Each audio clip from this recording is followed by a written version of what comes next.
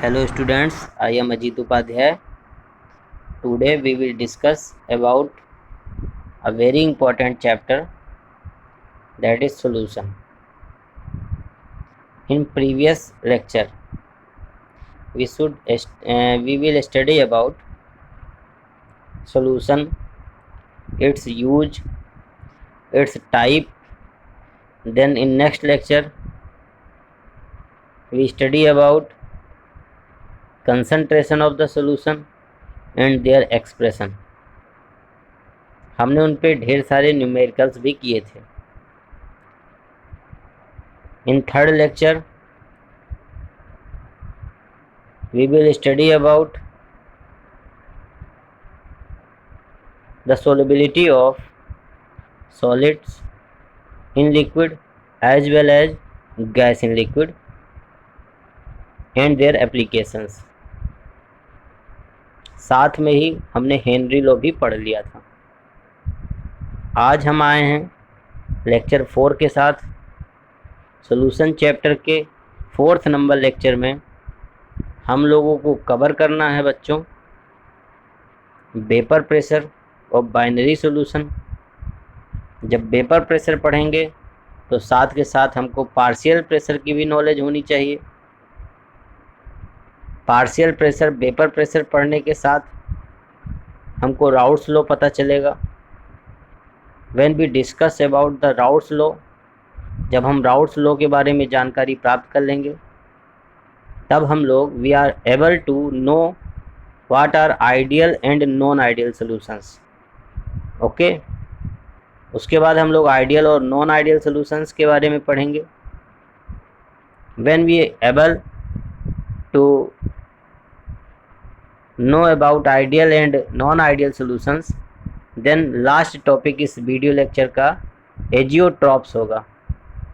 तो आज हम लोग ढेर सारे टॉपिक्स को क्लियर करेंगे. यहाँ पे मेन टॉपिक्स कौन से हैं? Vapour pressure, partial pressure, routes law, ideal and non ideal solution and last topic is azeotropes. इतने टॉपिक्स हमको क्लियर करने हैं. सो स्टूडेंट हमारे साथ बने रहिए. आप इस क्लास को मैंने जैसा बताया है रोक कर धीरे धीरे इसको देखिए, कई बार देखिए और साथ के साथ एक बेहतर नोट्स तैयार करिए. अगर आपने इसके पहले का लेक्चर नहीं देखा है तो पहले प्रीवियस लेक्चर देखिए, देन आप इस लेक्चर को देखिए, क्योंकि केमिस्ट्री हर एक लेक्चर का एक दूसरे लेक्चर से कुछ ना कुछ रिलेशन होता है. ओके बेटा, तो let us start. Vapour pressure of binary solution. What do you mean by vapour pressure? Previous classes में हमने पढ़ा हुआ है. वेपर प्रेशर की पहले डेफिनेशन हमको पता होनी चाहिए. तो सपोज करिए यू हैव अ बीकर या एक कंटेनर है. It is a close container. Okay, अब इस क्लोज कंटेनर में हमने कोई वोलाटाइल लिक्विड फिल कर दिया. हमने इसमें वोलाटाइल लिक्विड फिल कर दिया. वोलाटाइल लिक्विड क्या होते हैं? वोलाटाइल लिक्विड ऐसे लिक्विड्स होते हैं जो रूम टेम्परेचर पे वोलाटाइल यानी वेपर फेज में कन्वर्ट होते हैं बेटा. तो अब ये लिक्विड के कुछ एटम, कुछ मॉलिक्यूल, कुछ पार्टिकल्स इस वैकेंट स्पेस में आएगा, यानी लिक्विड के ऊपर आएगा. और ये जो अपने वेपर हैं, ये वेपर इस कंटेनर की दीवार पे एक फोर्स, एक प्रेशर अप्लाई करेंगे. ये चारों तरफ एक प्रेशर अप्लाई करेंगे और यही प्रेशर इसका वेपर प्रेशर बोला जाता है. तो आप सबके समझ में आ गया होगा वेपर प्रेशर क्या होता है. Vapour pressure the amount of pressure which is applied on external या internal walls of the container. Okay, तो इसकी डेफिनेशन आपको समझ में आनी चाहिए. बस आप सबको क्लियर हो गया. एक बात यहाँ नोट करने वाली और है, अगर कोई प्योर कंपोनेंट है, if you have any pure component then its vapor pressure is constant at given temperature. कहीं नोट कर लीजिए, the vapor pressure of each and every pure component is always constant at if physical properties are constant, means temperature और सारी अगर जो है surroundings आपकी same हैं तो इसकी वेपर प्रेशर हमेशा किसी भी कंपोनेंट का कांस्टेंट होता है। मींस वाटर का, प्योर वाटर का जो वेपर प्रेशर रूम टेम्परेचर पे जो आज यहाँ पे होगा वही आपके यहाँ भी होगा, और वही हम किसी और कंट्री में चले जाएंगे तो वेपर प्रेशर चेंज नहीं होगा। अगर हम उसकी फॉर्मूले को यानी मोलिकुलर फार्मूला या कंपोनेंट में कुछ अगर नहीं मिलाएंगे, कंपोनेंट की प्योरिटी को चेंज नहीं करेंगे तो वेपर प्रेशर हमेशा कांस्टेंट होता है। अब बात यहाँ पे निकल के आती है बेटा, व्हाट इज पार्शियल प्रेशर। तो partial pressure is the pressure applied by any particle which is present in solution. यानी यहाँ हम प्योर कंपोनेंट की बात नहीं करेंगे, जहाँ पार्शियल प्रेशर वर्ड आएगा वहाँ पे हम प्योर कंपोनेंट की बात नहीं करेंगे, वहाँ पे हम हमेशा सॉल्यूशन की बात करेंगे। सपोज करिए दिस इज अ कंटेनर, ये क्लोज कंटेनर है बेटा आपके पास। अब इसमें कोई सॉल्यूशन भर दिया हमने। अब सॉल्यूशन में बाइनरी सॉल्यूशंस की बात हो रही है, तो इसमें दो कंपोनेंट होंगे, one is A and second is B. Okay, अब आपके पास ए कंपोनेंट है, ए को हमने सॉल्वेंट मान लिया एंड बी को हमने सोल्यूट मान लिया। अब इन दोनों के जो कंपोनेंट इसमें प्रेजेंट हैं ये अगर वोलाटाइल हैं, इफ़ दे आर वोलाटाइल, तो इनके कुछ पार्टिकल्स वेपर के फॉर्म में इस कंटेनर के स्पेस में होंगे, जो स्पेस है उसमें होंगे, और ये molecules apply a pressure on the walls of the container. तो इसमें दो तरीके के अपने कंपोनेंट हैं, component A and component B. तो पी ए से रिप्रेजेंट करेंगे हम पार्शियल प्रेशर ऑफ ए को, and P B is the partial pressure of B. Okay, P A plus P B is equal to P total होता है, ऐसा Dalton साहब ने हमें बता रखा है पहले। तो आपको सब क्लियर हो गया, वेपर प्रेशर कांस्टेंट होता है किसी भी प्योर कंपोनेंट के लिए, but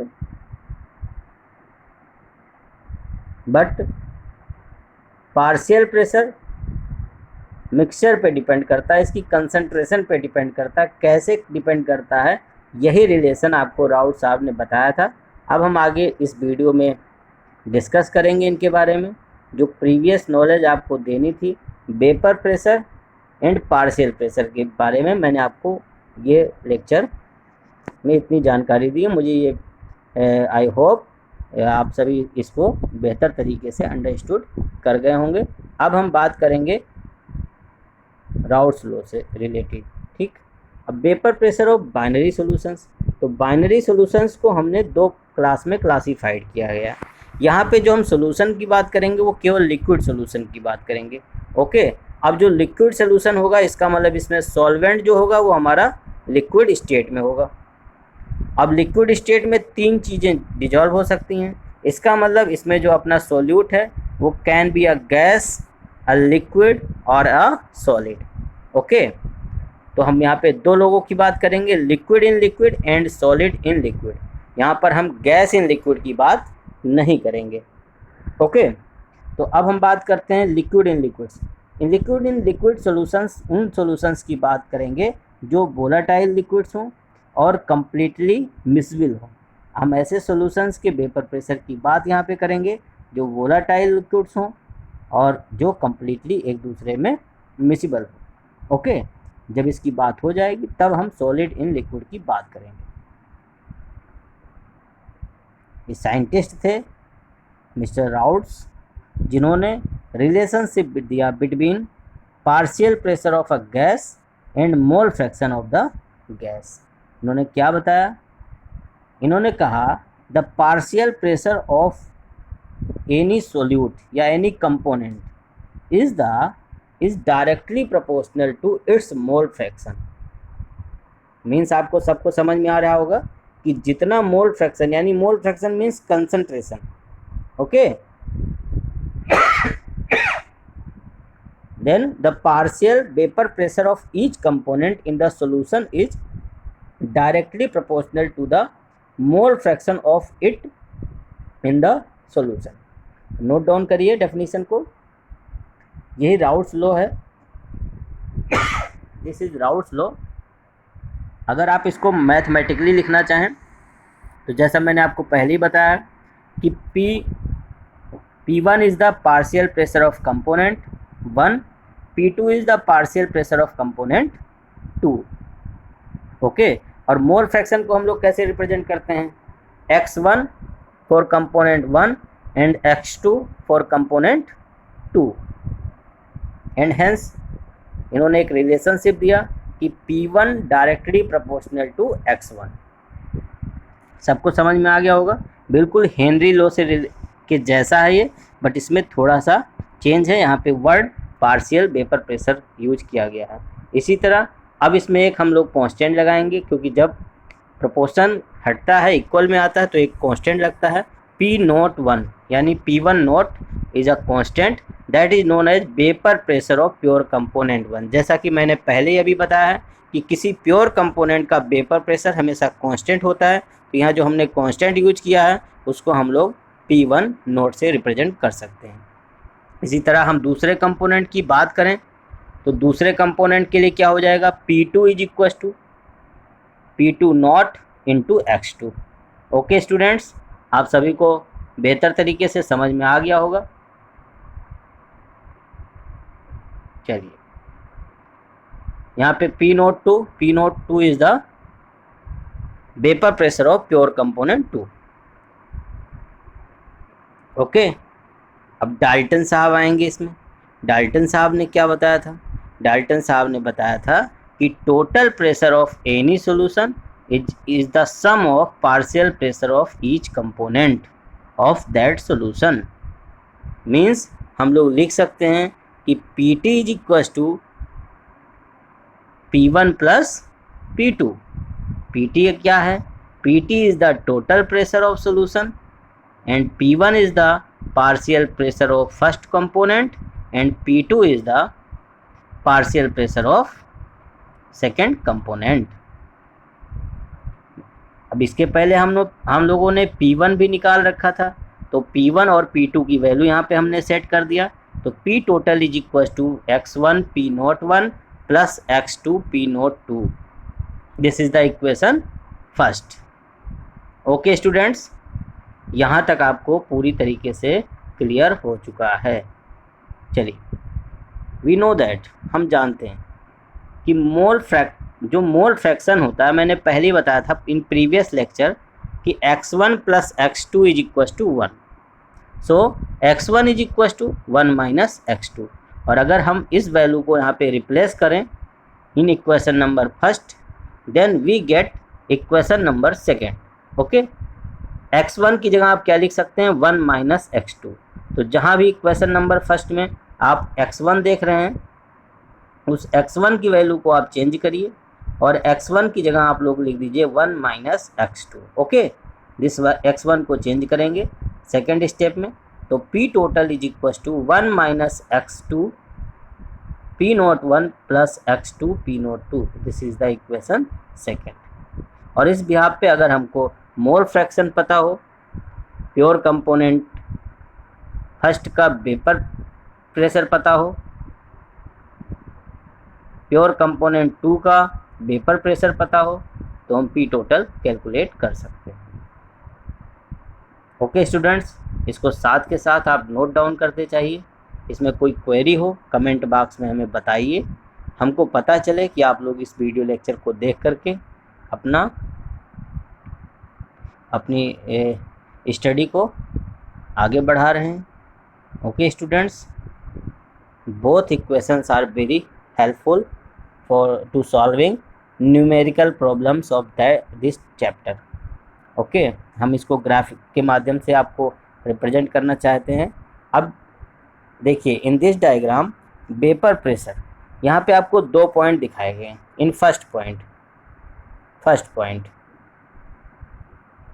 here x1 is equal to 1, इस पॉइंट पे x1 अगर 1 है बेटा तो जो इसका वेपर प्रेशर होगा, जब x1 1 होगा तो x2 की वैल्यू 0 है, और इस कंडीशन पे जो वेपर प्रेशर होगा वो P नोट 1 के इक्वल होगा या नहीं होगा, बिकॉज वी नो दैट, हम जानते हैं P1 is equal to x1 P not 1, तो x1 की जगह 1 रख दीजिए तो वैल्यू P नोट। इसी तरीके से जब आप इस वाले पोजीशन पे आप देखेंगे x1 is become 0 and x2 become 1, तो यहाँ पे इस जगह पे वेपर प्रेशर अपना P नोट 2 के इक्वल आने वाला है।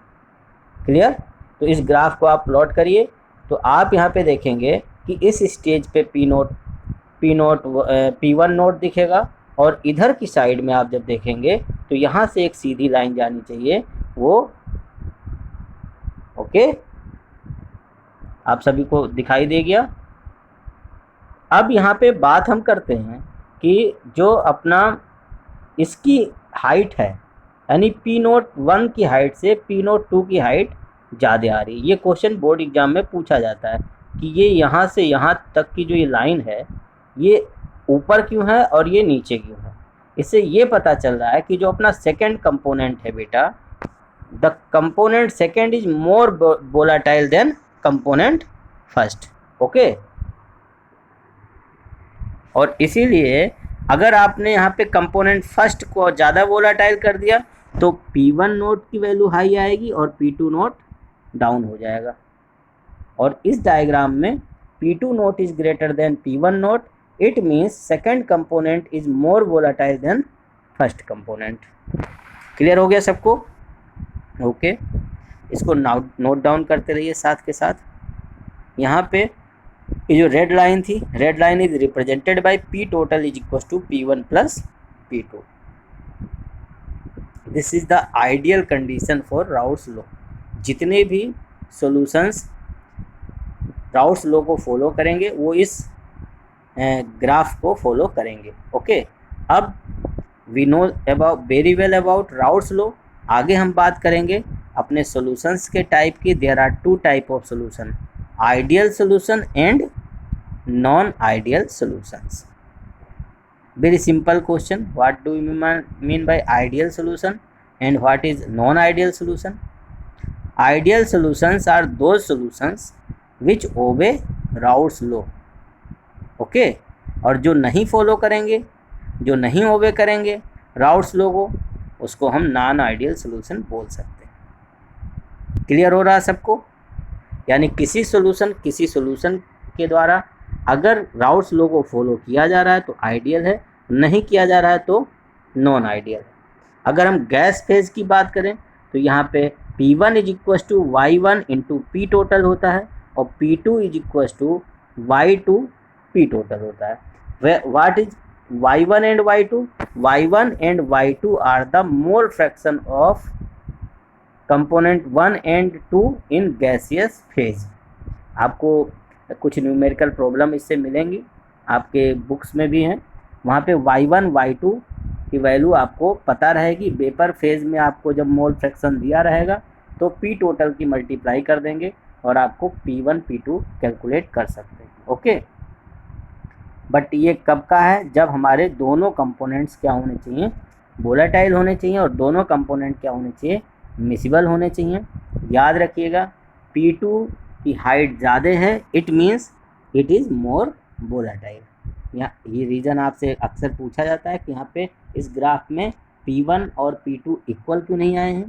तो यहाँ पे आप बताएंगे जो ज़्यादा वोलेटाइल होगा उसको हम ग्राफ में ऊपर की तरफ, मतलब उसकी हाइट ज़्यादा देंगे, क्योंकि उसका वेपर प्रेशर भी ज़्यादा होगा, उसका पार्शियल प्रेशर भी ज़्यादा होगा। ओके, अब राउट्स लॉ को हम हेनरी लॉ से कंपेयर भी कर सकते हैं।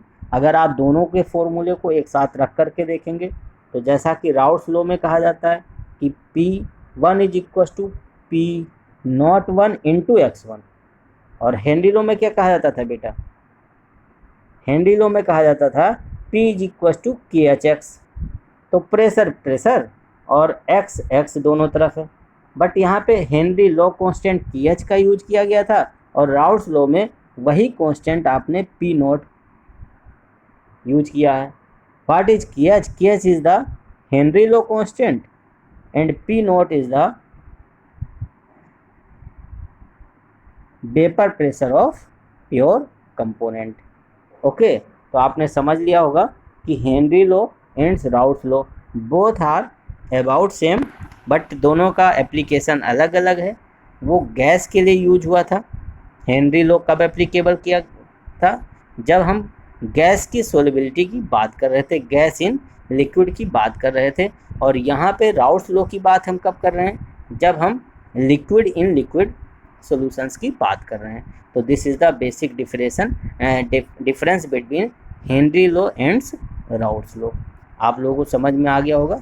अब हम लोग बात करेंगे अपने vapour pressure of binary solutions की। हमने आपको लिक्विड इन लिक्विड के बारे में बता दिया। अब हम बात करेंगे सॉलिड इन लिक्विड। ओके, तो बेटा यहाँ पे एक बात आप लोग थिंक करिए कि जब कोई सॉलिड, हमने उसको नॉन वोलाटाइल सोल्यूट मान लिया, यानी जो सॉलिड डिजॉल्व हो रहा है, जो सॉलिड सोल्यूट आप डिजॉल्व कर रहे हैं, that is non volatile. If solute is non volatile then क्या इसका पार्शियल प्रेशर कुछ होगा? पार्शियल प्रेशर इसका 0 हो जाएगा, क्योंकि it is a non volatile solute. तो नॉन वोलाटाइल होगा तो ये इसका सारा पार्ट, इसके सारे कंपोनेंट कहाँ होंगे? सोल्यूशन के अंदर ही होंगे, और इसका कोई भी पार्ट सोल्यूशन के ऊपर नहीं होगा। क्लियर हो रहा? तो जब वेपर फेज में आएगा ही नहीं तो फिर इसका पार्शियल प्रेशर क्या हो जाएगा? 0 हो जाएगा। कौन से का? सोल्यूट का जो पार्शियल प्रेशर होगा दैट इज 0। क्लियर हो रहा है? डायग्राम आप ध्यान से देखिए। देखिए इसमें जो ग्रीन कलर के पार्टिकल्स हैं दे आर सोल्यूट पार्टिकल्स, और solute particles are non volatile in nature. So आप देखेंगे गैसियस फेज में वे नहीं जा रहे हैं। तो क्या होगा? P total is equal to P1 plus P2 जो होता था, वहाँ P2 की वैल्यू आपको रखने की ज़रूरत नहीं होगी, क्योंकि P2 इज इक्वल टू 0 हो जाएगा। क्लियर है? क्योंकि हमारा जो सोल्यूट पार्टिकल्स है वो नॉन वोलाटाइल है। तो हैंस क्या हो सकता है? P total is equal to P1 के इक्वल हो सकता है, यानी जो अपना टोटल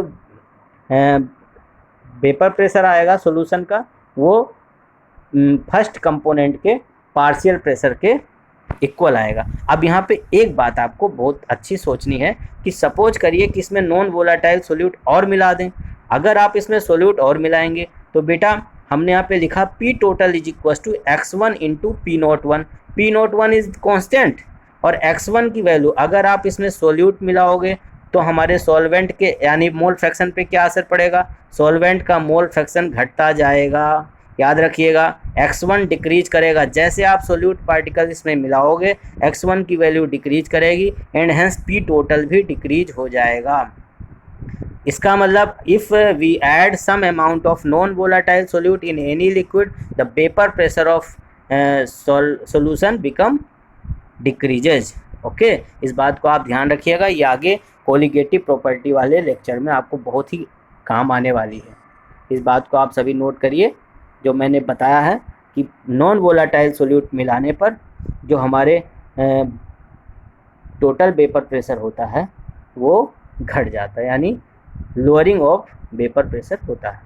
ओके बेटा, इसका रीज़न भी मैंने आपको बता दिया, क्योंकि इसमें P total is equal to x1 into P01 होता है।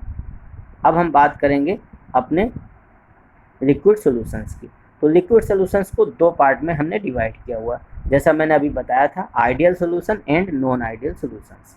इनकी डेफिनेशन आप नोट कर लीजिए। आइडियल सॉल्यूशंस आर दो सॉल्यूशंस विच, नोट करिए आप लोग कॉपी में अपने आइडियल सॉल्यूशन की डेफिनेशन आप लोग नोट करिए, बहुत ही इंपॉर्टेंट क्वेश्चन है, ज़्यादातर बोर्ड एग्जाम्स में पूछा जाता रहता है।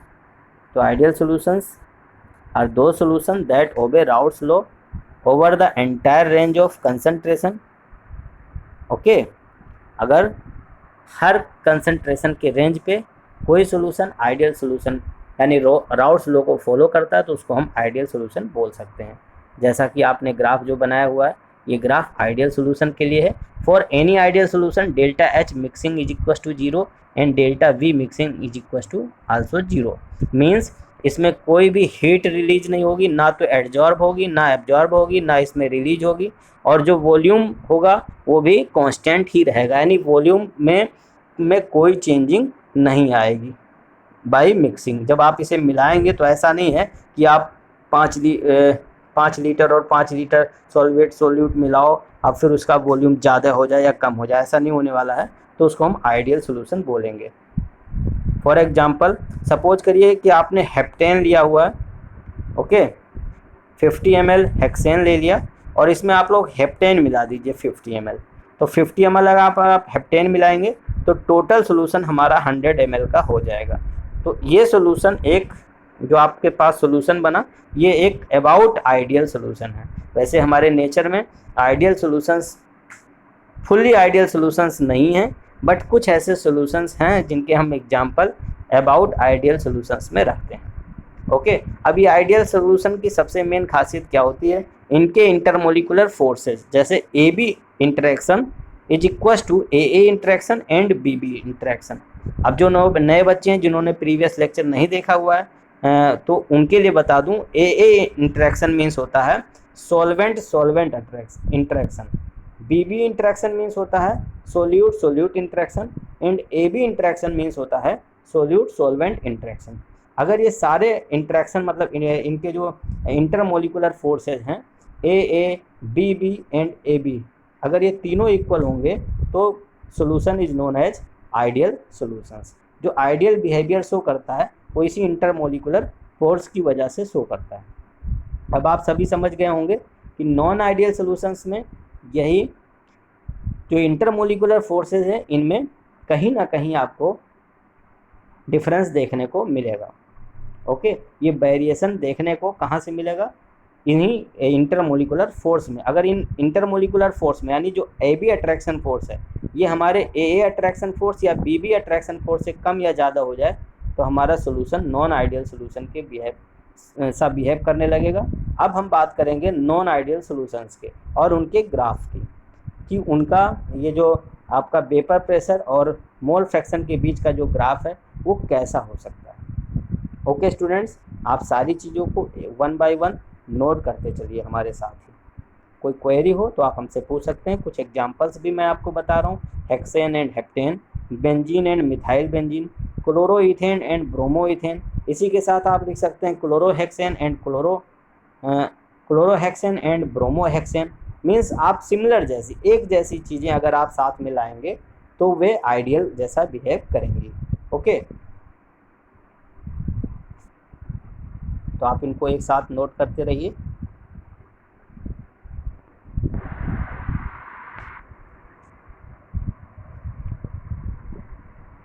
ओके स्टूडेंट्स,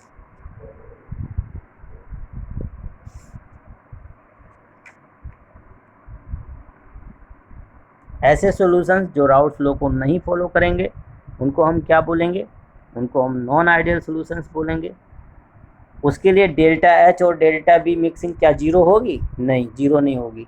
ये नेगेटिव भी हो सकती है और पॉजिटिव भी हो सकती है। चलिए तो हम नॉन आइडियल सॉल्यूशंस की बात करते हैं। When a solution that do not obey Raoult's law over the entire range of concentration are said to be non-ideal solutions. The vapor pressure of such solutions are either higher or lower than that predicted by Raoult's law. Okay, means आप यहाँ पे देख सकते हैं कि जो green dotted line से दिख रहा है वो आइडियल कंडीशन को दिखा रहा है, और जो ब्लू कलर से दिख रहा है दैट इज डेविएशन, यानी positive deviation and negative deviation. यानी हमारी नॉन आइडियल सॉल्यूशंस को हमने दो कैटेगरी में डिवाइड किया है। कुछ सॉल्यूशंस पॉजिटिव डेविएशन शो करेंगे राउट्स लॉ से और कुछ नेगेटिव डेविएशन शो करेंगे। यहाँ पे पॉजिटिव डेविएशन का मतलब ये है कि जितना वेपर प्रेशर कम होना चाहिए था, ठीक, उससे कम होगा। इसका मतलब वो पॉजिटिव डेविएशन, यहाँ पे पॉजिटिव डेविएशन में जो इंटरेक्शन फोर्स होता है ए बी इंटरेक्शन फोर्स हमेशा ए एंड बी से ज़्यादा होता है। नेगेटिव डेविएशन में ए बी इंटरेक्शन फोर्स ग्रेटर होता है। अब आप सभी को समझ में आया होगा कि अगर सोल्यूट सॉल्वेंट का इंटरेक्शन फोर्स, इंटरमोलिकुलर फोर्स अपने सोल्यूट और सॉल्वेंट से ज़्यादा होगा देन नेगेटिव डेविएशन शो होगा। इसके अपोजिट में अगर आप जाएंगे तो पॉजिटिव डेविएशन शो होगा। ओके, इनके सबके एग्जाम्पल्स भी आप अपनी कॉपी में नोट करेंगे। ढेर सारे एग्जाम्पल्स हैं हमारे पास, पॉजिटिव डेविएशन के भी और नेगेटिव डेविएशन के। अब हम सोचेंगे पॉजिटिव डेविएशन में डेल्टा एच और डेल्टा वी जीरो तो नहीं होते, बट ये क्या पॉजिटिव होते हैं या नेगेटिव होते हैं, सोच के बताइए। चलिए हम आपको बताते हैं पॉजिटिव का जो ट्रिक है। पॉजिटिव डेविएशन के लिए आप डेल्टा एच की वैल्यू पॉजिटिव नोट कर लीजिएगा। ओके, डेल्टा एच की वैल्यू क्या नोट करेंगे, पॉजिटिव। आपको याद करने का तरीका बता रहा हूँ। और नेगेटिव डेविएशंस के लिए डेल्टा एच यानी एंथैल्पी की वैल्यू नेगेटिव, ये आप कहीं नोट कर लीजिए। ओके,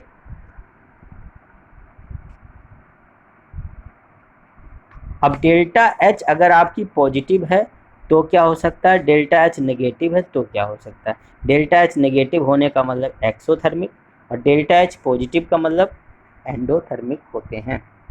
ये आप थर्मोडायनेमिक्स में भी पढ़ चुके हैं। ओके, पॉजिटिव डेविएशंस के केस में अब देखेंगे तो ग्राफ इसी तरीके से बनेगा। ये जो ब्लू लाइन आपको दिख रही है ये पॉजिटिव डेविएशन को शो कर रहा है। ओके,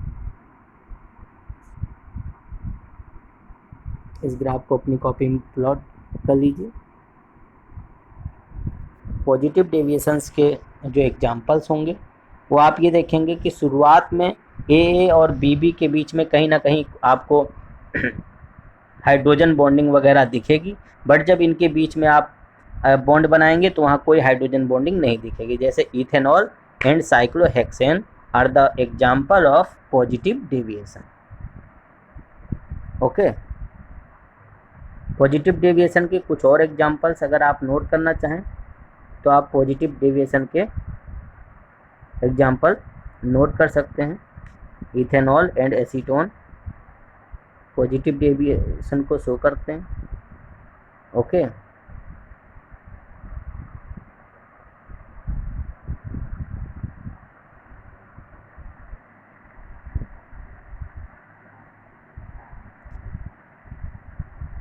सारे डायग्राम को आप नोट करते रहिए साथ के साथ। कोई प्रॉब्लम हो तो कमेंट बॉक्स में हमें बताइए। जब आपकी क्लासेस चलती हैं उस समय मैं ऑनलाइन रहता हूँ, तो आप मुझे कमेंट बॉक्स में आकर के बता सकते हैं। कोई भी आपको सजेशन हो, आपको कोई समस्या हो तो आप बता सकते हैं। अब यहाँ पे पॉजिटिव डेविएशन के लिए क्या हो सकता है, PA is greater than XA and P0A, और whereas PB is also greater than PB, XB and P0B। Okay, सबको समझ में आ गया। वहाँ पे आइडियल कंडीशन में ये इक्वल होते थे, यहाँ पे पार्शियल प्रेशर क्या होगा, थोड़ा सा ज़्यादा होगा, जैसा आप ग्राफ में देख पा रहे हैं। Okay, delta H mixing is greater than 0, delta V mixing is also greater than 0। इसको आप ऐसे भी रिप्रेजेंट कर सकते हैं, और 0 से ग्रेटर इसका मतलब पॉजिटिव में है, यानी पॉजिटिव डेविएशन में डेल्टा H और डेल्टा V दोनों पॉजिटिव होंगे। Okay, ethanol plus water CCl4 यानी कार्बन टेट्राक्लोराइड प्लस क्लोरोफॉर्म, इसके एग्जाम्पल्स हैं।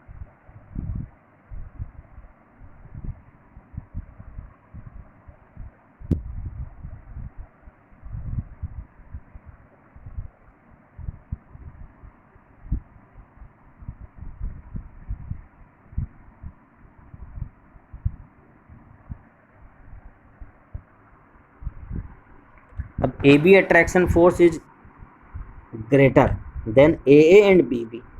Which type of deviation take place? This is the example of negative deviation. Clear है बच्चों? यानी अगर AB attraction force greater हो जाएगा तो सॉल्यूशन का वेपर प्रेशर जितना होना चाहिए, आइडियल कंडीशन पे जितना होना चाहिए, उससे क्या हो जाएगा, कम हो जाएगा। अच्छा, एक बात इसी से जुड़ी हुई है बेटा कि आप इसको नोट करते जाइए, साथ के साथ ये बात सोचिए जो आपका बॉइलिंग पॉइंट होती है उसकी क्या डेफिनेशन होती है।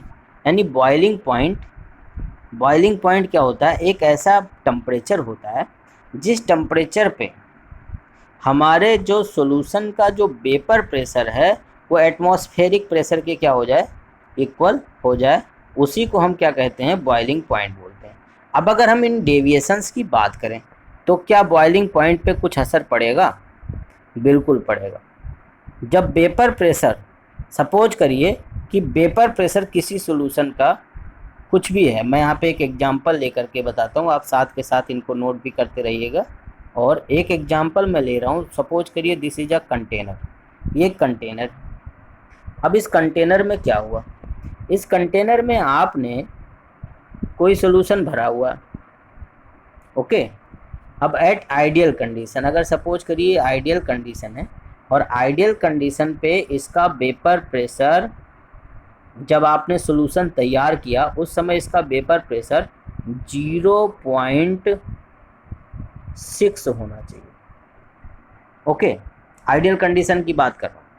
अब सपोज करिए 0.6 से इसको हीट करना पड़ेगा नीचे, और हीट करेंगे तो इसमें वेपर कुछ ऊपर आएंगे, जितने वेपर थे उससे ज़्यादा आएंगे, तो ये वेपर प्रेशर धीरे से, पार्शियल प्रेशर जो भी इसका है वो बढ़ेगा, और बढ़ करके हमारे एटमॉस्फेरिक प्रेशर यानी 1.0 के इक्वल जब आ जाएगा तो ये हमारा कंपाउंड बॉयल करने लगेगा, इसी को हम बॉइलिंग पॉइंट बोलते हैं। अब लेट अस कंसीडर, अगर सपोज करिए आपने ऐसा कुछ मिलाया, इसमें ऐसा सोल्यूट मिलाया और ये पॉजिटिव डेविएशन को शो करने लगा, तो पॉजिटिव डेविएशन शो करने का मतलब है कि जो आइडियल कंडीशन पे 0.6 इसका होना चाहिए था वो 0.6 ना हो करके 0.8 होगा। अब सोचिए कि 0.8 प्रेशर से 1.0 तक पहुंचने के लिए क्या उतनी ही एनर्जी देनी पड़ेगी जितनी 0.6 में आपने दिया था? नहीं, अब एनर्जी कम देनी पड़ेगी। इसका मतलब द बॉइलिंग पॉइंट, अगर जब 0.6 से 1 तक गए थे, इसका अगर बॉइलिंग पॉइंट 100 डिग्री सेल्सियस रहा होगा, तो जब हमको 8 से 10 में जाना, ये 8 से 0.8 से 1 में जाना है, इतने प्रेशर को कम बढ़ाना है, तब हमको हो सकता है ये 80 डिग्री सेल्सियस ही टेम्परेचर देने पर हम इसको यहाँ से यहाँ तक पहुँचा दें। इसका मतलब कि in case of positive deviation boiling point क्या हो जाता है, कम हो जाता है, यानी इसको हम बोल सकते हैं मिनिमम बॉइलिंग एजियोट्रॉप्स। क्लियर है बच्चों?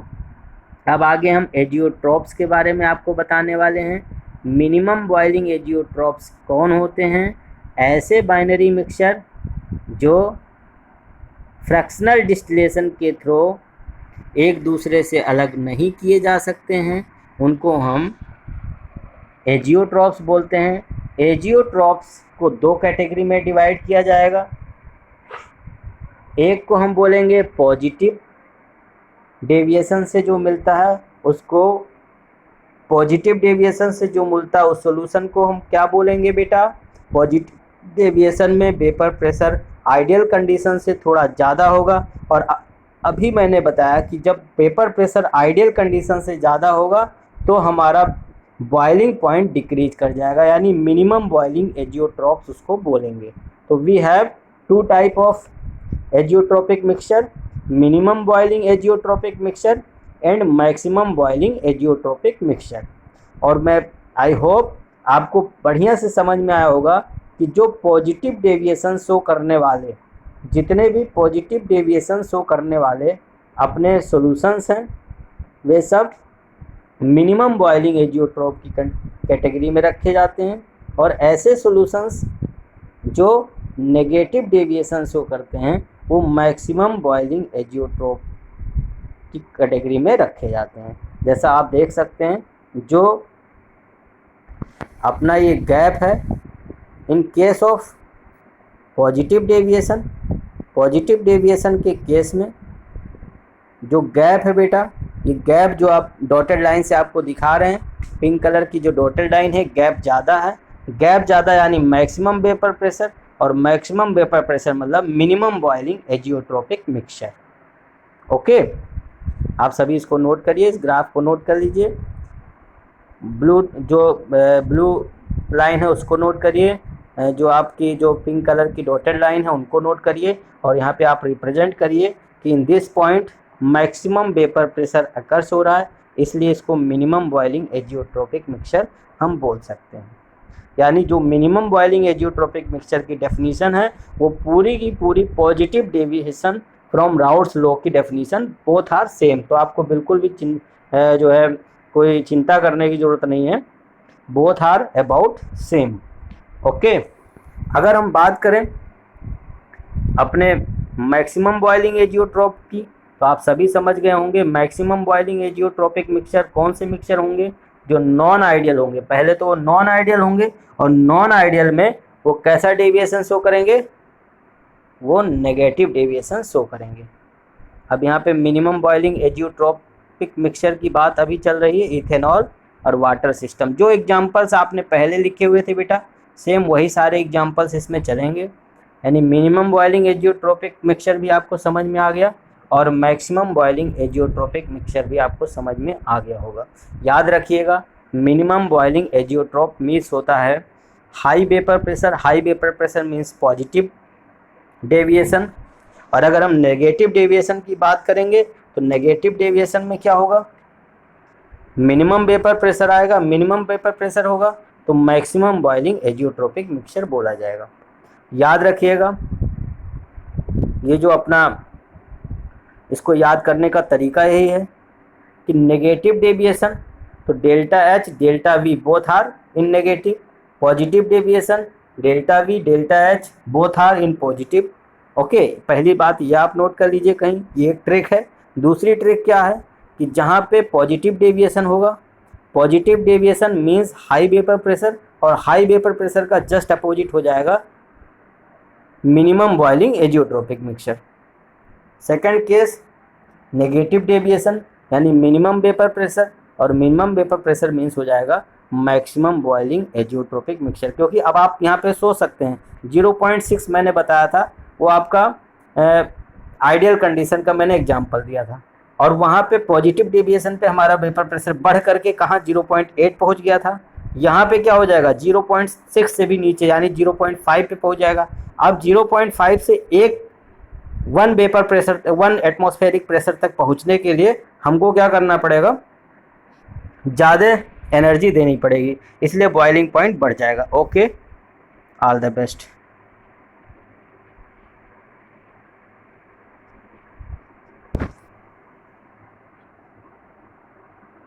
Okay students, all the best.